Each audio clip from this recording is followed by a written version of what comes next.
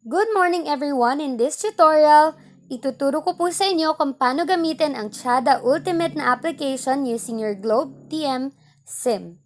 So, i-download nyo lang yung Tsada Ultimate sa Play Store and then open nyo lang and then i-click nyo po yung username and password. Hingin ninyo sa seller ninyo yung username and password ng trial or ng username and password ng account na binili ninyo.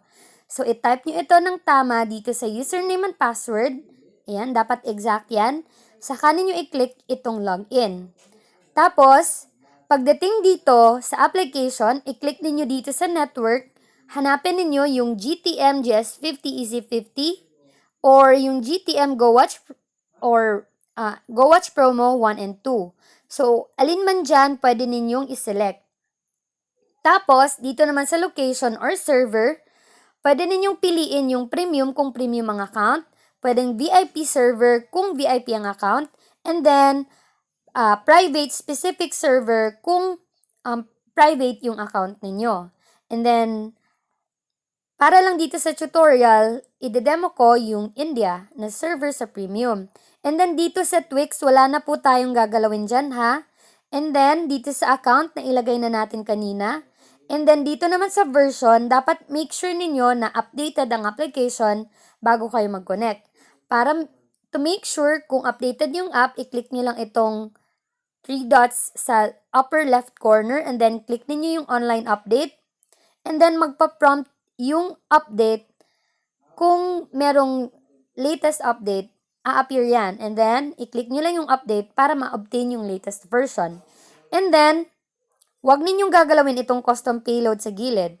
Click nyo lang yung connect. Ayan. Tapos, as you can see, connecting na siya. And then, connected. So again, i-emphasize ko lang po yung importance ng VPN, ng TsadaVPN sa Globe TM setup. Kung may TsadaVPN ka, yung current freebie mo na data is ma-access siya all sites. Kasi kung wala kang TsadaVPN account, example, itong GoSakto na promo, regular data niya is 1 gig lang in 7 days. All sites access yon 1 gig.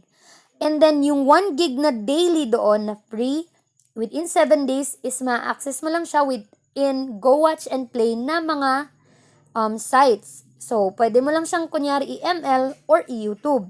Hindi mo siya pwedeng i-Google, hindi mo siya pwedeng i-Facebook, hindi mo siya pwedeng i-IG, hindi mo siya pwedeng i-download ng movie sa torrent or hindi mo rin siya pwedeng i-watch ng movie sa iWant or sa Netflix. So, mas maganda talaga kung may TsadaVPN ka kasi lahat ng existing mo na data is pwedeng i-convert ng TsadaVPN into all sites access. So, instead na 1 gig lang yung ma-enjoy mo, pwede mong ma-enjoy yung 1 gig daily mo to all sites access. Total of 8 gig data in 7 days. Pwede ka lang mag-avail ng, ang kailangan mo lang gawin is mag-avail ka lang ng account, either premium or VIP or private. So, yan po yung mga lists ng promo na pwede sa Tsada. Hingin nyo lang yun sa seller ninyo. Thank you and have a good day. Pwede nyo na itong itry all sites access once connected. Thank you and God bless.